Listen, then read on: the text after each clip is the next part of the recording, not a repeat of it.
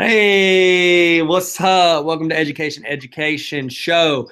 If you're listening on the podcast, what up? We're giving you a high five. If you are watching this on YouTube, well, then I don't have to tell you anything because you're looking at it. That's what's up. So, I am honored to have a guest with me who is an expert in her field, and we're going to get into that. Her name is Elishiva. 1 to 10. How did I do on the name? That was perfect. So my full name is Elishivas Schwartz, and Elishiva was perfectly pronounced. Yeah. So like I got 100% on 60%, which is still not a good grade, but. Well, it's interesting. Okay. One of my educational critiques are that we shouldn't be averaging everything out in the way students are graded. So if they do really exceptional in some areas and they struggle in other areas, they're just a mediocre student. But you did my first name fantastically, and that should really be celebrated. We shouldn't come to this like middle of the road nowhere zone where you're just getting a mediocre grade. You know what? I fully agree because it means I get 100% on the parts that I actually get tested on. So I like it. What I would do is I would go through the test. I like what you're saying because I think that's exceptional. But I would be the kind of kid as a 10th grader be like, okay, well, I know number one, and then I'm gonna be like, bye. And then I'm gonna be like, you said earlier. So I don't know. I would hate myself as a student. That's all I'm saying. I would be the worst. Okay, so everybody knows, so all of our listeners and watchers or watcher/listeners know. Can you give us kind of your background and also was kind of how that rolled into where you are now in your career? Sure. So I always had a very difficult time going through the school system. Well, actually, when I was in pre-1A and kindergarten and before first grade, I loved school. And the best parent-teacher conference my parents ever had was when I was a preschooler. My parents went in to do the parent-teacher conference, and the teacher said, we love Elishiva. She's so inquisitive. She asks the best questions. She loves circle time. She loves making projects. She's always painting things. And my parents, felt great, and I'm sure they thought, school's just going to be a breeze. Our daughter's appreciated, she's loved. But then when I got to first grade, all of a sudden things began to be tough for me, and it began to be more difficult, and my mother started focusing more on doing homework with me. Homework became a little bit more of a challenge. Second grade, it started to intensify, and by third grade, there was this tremendous gap between what I was able to do and what my classmates were able to do. To the point that a teacher called my parents over and said, look, you have to get her evaluated. There's something going on. And so my parents got me evaluated, and I was evaluated with just general learning disability. This child is learning disabled, which didn't give us a lot of insight on what was going on, but it did give me access to resource rooms. So I would go to resource rooms where on the loudspeaker in front of the whole school, when it was time for me to go to resource room, they would say on the loudspeaker, 3 or 4 different students, you may now go to your resource room class. And I was mortified. I just wanted the ground under my desk to open up and I could disappear because it was like social suicide that everybody knew. That's why I was leaving the class and going to resource room. When we got there, the resource rooms were kind of chaotic. It was less about teaching us in a way that really supported our learning styles and was more about let's take them out of the class that they can't keep up with. Let's kind of babysit them, give them easier information. And there was a lot of, boys crumpling up paper and making spitballs and throwing them across the room and all these different behaviors. Yeah, these are the worst. They're terrible. Behavioral incentivizing programs where the teachers would come with big boxes from the dollar store. And I don't know, they were always giving me like shiny nail polish and different, I would come back with like stickers and shiny nail polish, but not much was accomplished. And all my frustration with really struggling in school, I was struggling with keeping up with the reading. I was struggling with memorizing my multiplication tables, internalizing my grammar facts, all that rote memorization and rote procedural learning that is required of you in those early school grades. All that frustration started coming into disciplinary behavioral issues in school. And I remember being this little third grader and constantly being sent out of the class because the teacher would get upset at me. And I remember that I was in this huge classroom and I was sent out into the hallway for misbehaving, and I was terrified. And I remember my bones were clattering because I didn't know what to do in this huge building. I was sent out and I was so scared. And by the time I got to 5th grade, I was being dismissed from school for like 3 days at a time. You're not allowed to come back to school for 3 days at a time. And eventually to you know, fast forward the story a little bit, by the time I was a junior in high school, there was all this pressure about college. Everybody was talking to us about college all the time, prepping for your SATs, getting SAT tutors, AP classes, and I so much wanted that my next chapter of my life would be so different than my experiences in the past. I wanted to get into like a top college and prove everybody wrong, that really, like, I had this whole like superhero arc that nobody understood how brilliant and capable I was until I got into this like Harvard University, and I would prove everybody wrong. And that kind of pressure of wanting so much to be seen as competent and capable, and with a tremendous gap between my actual ability to do well on tests and do well on standardized tests, that kind of that huge gap burnt me out. And one day I woke up and I told my mom, there's no way I can face another day in school. Like, I just can't face one more day. I was so burnt out from waking up every single day and saying, you know, tomorrow I'm going to give it my all. Tomorrow I'm going to prove everybody wrong, get on the honor roll list. And from first grade until junior year, there was just I was just burnt out, and I had no more motivation. And I stopped believing those messages that I told myself that, you know, we just need to try harder. We just need to hustle more. And I went back into my room after saying that to my mom, and I fell asleep because I was so tired.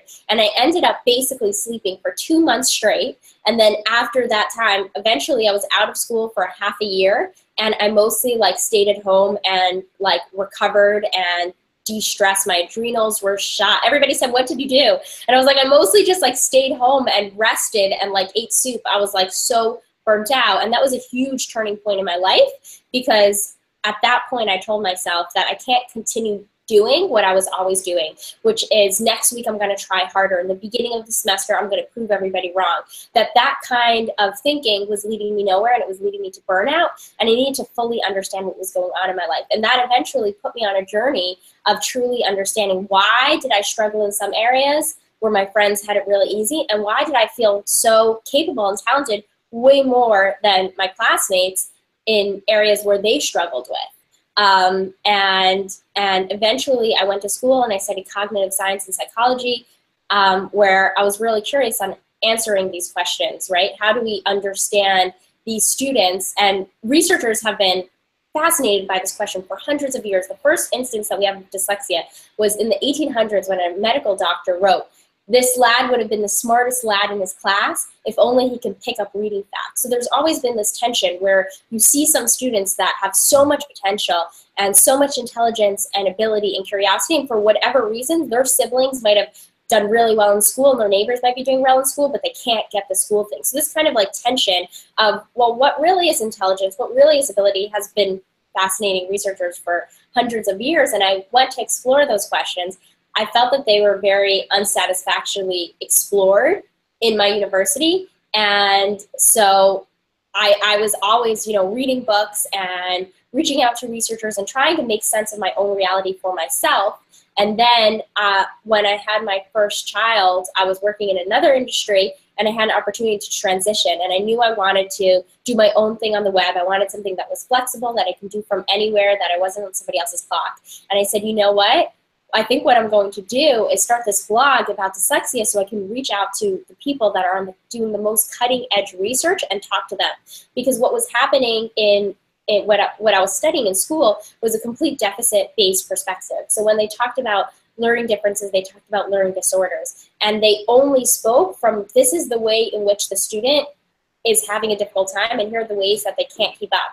And nobody talked about the strengths. And I heard a lot about the strengths, just kind of, it was like in the ether. It was like there was this whole like mythology of like learning strengths and the gifts of dyslexia, and I didn't know if it was true. And then I started poking around as I was studying science in school, poking around at the research journals, and I saw that there actually is a lot of research on the strengths. So I said, you know, I have to talk to the people involved in research, because I come from a research background, and I don't know if this is mythology, if this is old wives' tales that we want to tell our children, you know, you're struggling in school, but you're also so talented. Is this something that we just want to say, or is it actually evidence-based? And so I started reaching out to researchers, you know, can I come up and meet you at your university? Can we hop on Skype?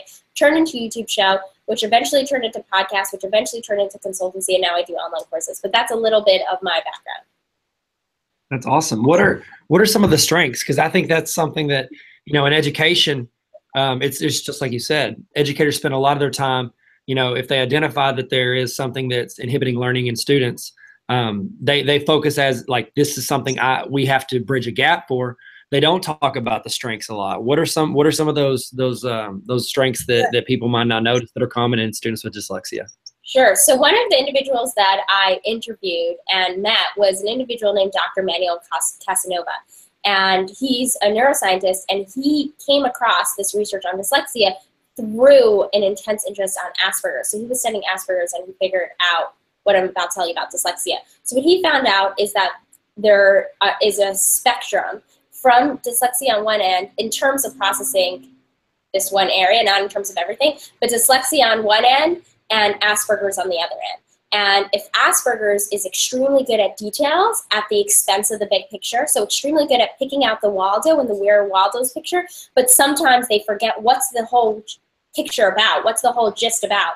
So very good at trivia, very good at dates, very good at remembering specific kinds of information, but they may struggle with the broader meta-narrative.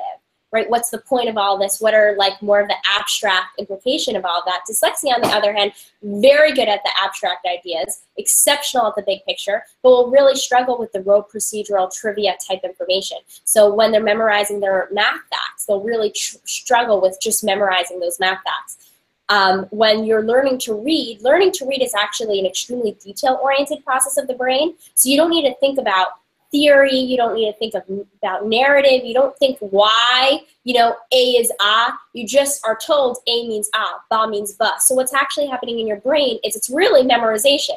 You're memorizing all these random facts, and then you just need to apply them. You don't need to theorize about them. So, so dyslexics really struggle with the detail. They really struggle with, you know, finding the Waldo, but they're exceptional at the big picture. So there's this trade-off, and what the research that Dr. Manuel Casanova did is he actually saw a difference in mini-column axon length in the brain. So when he put dyslexic patients in the fMRI scanner, they saw, I don't know if it was fMRI actually, because it wasn't about activity, it was about axon lengths, but some way he saw that dyslexics had these really strong axon lengths. So the lengths between the different neurons were really long, and Asperger's really short. So they were really good at this interdisciplinary connection between two very disparate ideas, but to the point that all this rote procedural information was really hard for them. So the key around that, I actually just talked to somebody 2 weeks ago on my podcast. I have a podcast called The Dyslexia Quest. I talked to a math teacher, and he was saying how like the key to reaching these kids is how do we take these math facts and make it about a broader concept, about a broader idea, about a broader theory, and then they'll understand where to put all the details in, but not to just start with the memorization. You start with the big picture, and that is always really, really helpful. So yeah, I completely agree. I don't know if we should go deeper on this. I have another few points if you want to go deeper, or we can go on. That's good. I do want to know it, but I want us to get us in our time frame because I want to get like a couple of things. But I definitely want, if people want to, we're going to give you the spot to do that, and then I'll put some links in the description on where you can go for those talks. Is that cool with you? That would be amazing. Awesome. Awesome. Yeah, definitely. I'll definitely do that. Okay. So one of the things I want to talk about or ask you about, you know, you talked earlier about how, you know, at the time they would call off a list of students and tell them to go to the resource room whenever you were a student in school. And it's like, I know that feeling. I know like when you're a kid and you hear your name called out on the intercom to come to the office, and then you start like putting together that they're calling out because you're like, okay, why would I be included with this group of students? Did I forget to turn in a form? Am I in trouble? Am I being called to like you're trying to, like, if you hear like Johnny and Billy and Sam's name in there, you're like, oh yeah, they're terrible. They're terrible students. I'm definitely in trouble. And so like, you know what I mean? Like you don't want to be called out in front of the entire school like that. And I can't believe they actually like said what it was. Usually they'll say come to the office and then name students. I can't believe that your school did that. I need to write a letter to the editor for them. So one of the things that I do want to hit on before our time kind of rolls through, detrimental for students as far as their own self-confidence and how they feel like they are viewed by their peers. I mean, as adults, we struggle with this. in little areas most of the time, like, you know, oh, you care what certain people think, or you care what your perception is. But when you're a teenager, it's like times 1,000. You know, you're constantly just like outside of your head thinking like, what do they think of me? Do I fit in? What table do I belong? You know what I mean? Like that's hard in its own right. And then you put this on top of it where you've got somebody struggling, and it's not because they can't learn it. It's just because it like you said, it connects in different ways. What are some recommendations you have for teachers or administrators in helping that with students that may have dyslexia? Yeah, that's a really important point, because students that are suffering in school because of learning differences are extremely vulnerable to having very significant impact on their self-esteem and on their emotional well-being. And there's actually research from the Journal of Learning Disabilities that they study that people with learning disabilities were more than twice as likely to have high rates of anxiety, high rates of depression, levels of panic, and they controlled for 6 different factors: controlling for income, controlling for like parents' marital status, controlling for like all these things that we think contribute to stresses. These individuals with learning disabilities were twice as likely. And we don't often, I feel like it's like a silent suffering, because usually when we think about students that are suffering, we think about like, oh, did their parents get divorced? Are they, you know, their family not in a good economic situation? And we kind of think the child that's not doing so well in school, if they're smiling and they're happy and they're with their friends and they seem fine, that they're fine. But what's actually happening if you're not doing well in school, what's happening if you put in effort, and regardless of how much effort you put, you see that you're still not getting the results that you want. So somebody else might think, oh, you're doing fine, you're getting B's, you're getting 80s, you're floating in there. But if you see that you're doing worse than your peer group, you're doing worse than your siblings, and you're looking at your 3 friends that you studied with, and for whatever reason, doesn't matter how much effort you put in, you can't get the result that you want, what happens is it starts to erode your sense of self-efficacy and your sense of you know, it's the opposite of learned optimism, learned helplessness. So you start to feel helpless in the situation. And so the story that you tell yourself is, it doesn't matter how hard I work, it doesn't matter how much I want this or how much I put my best foot forward and I hustle, there's nothing I can do to get the results that I want in life, which is an extremely risky worldview to have in terms of your well-being. If you adopt that worldview that there's nothing I can do to get the results I want, you're at extreme risk for all these mental health issues. And so that's why it's so important for educators, one, to become really educated about learning disabilities and learning differences. You'd be surprised how many individuals are actually psychologists that are doing assessments for schools that are unaware of that. You can't really have a sophisticated conversation with them about the strengths of learning disabilities, about the weaknesses, about the complexity around these issues. Actually, you can go through an entire training and get your certification as a psychologist to give an assessment without learning about dyslexia. And dyslexia is the most popular learning disability. About 80% of learning disabilities you're seeing in school is dyslexia. Dyslexia is not seeing things backwards. It's the most popular myth in education. Dyslexia is just a difficulty with reading and spelling and other school-related tasks, besides for high levels of intelligence, motivation, and opportunity. And 1 in 5 students are, like, if you give an assessment to everybody in the class, you see numbers where it's anywhere from 15 to 20%, which is about 1 in 5 students. So it's crazy the lack of opportunities that teachers often have to learn about this information. So I really encourage teachers, get on YouTube, go online, you know, listen to podcasts like myself or other, like I know you guys love listening to podcasts because you're listening to this wonderful show. So you're halfway there.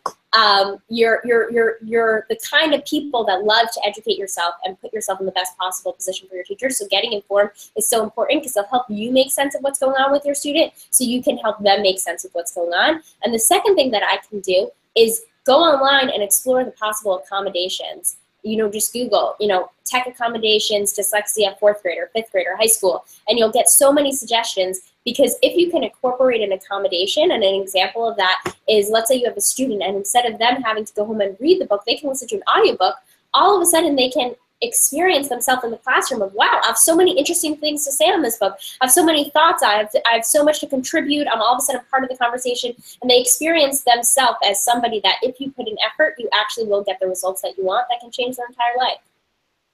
No, I completely agree. And I'm always been a huge fan of opening up opportunities for students, not only like in the past they can take and what they can take as their classes, but how they take them and how they perceive each assignment. So one of the things I enjoy doing is whenever you give an assignment, just give, you know, hey, here's one way to do it. You can write this 500-word essay, or you can create this project or make this video or do this, you know, give them options, because when you grow up, like, and you get a job, you don't have to be able to be good at every single step of the process. You can be having an amazing successful career and just be good at one step of the process, because there are other people who are good at the other parts of the process.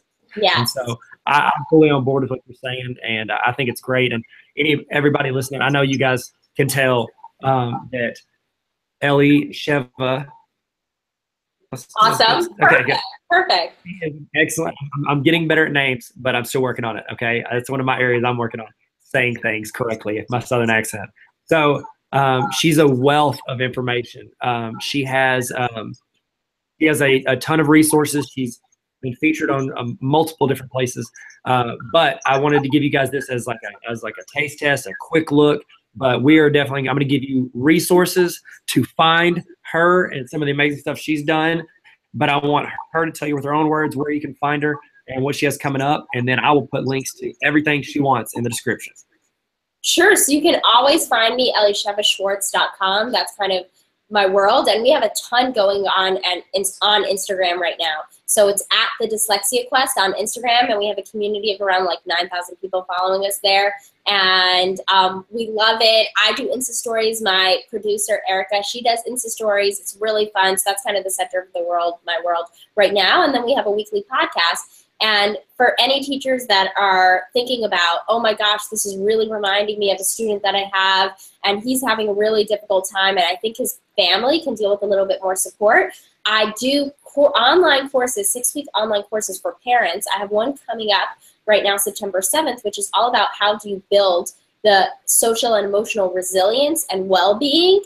How do you, as parents, help support your child in their flourishing and well-being, and for dyslexic students particularly. So teachers very often are looking for resources. They can see a parent might want a little bit more community, and it's something that they can check out as well.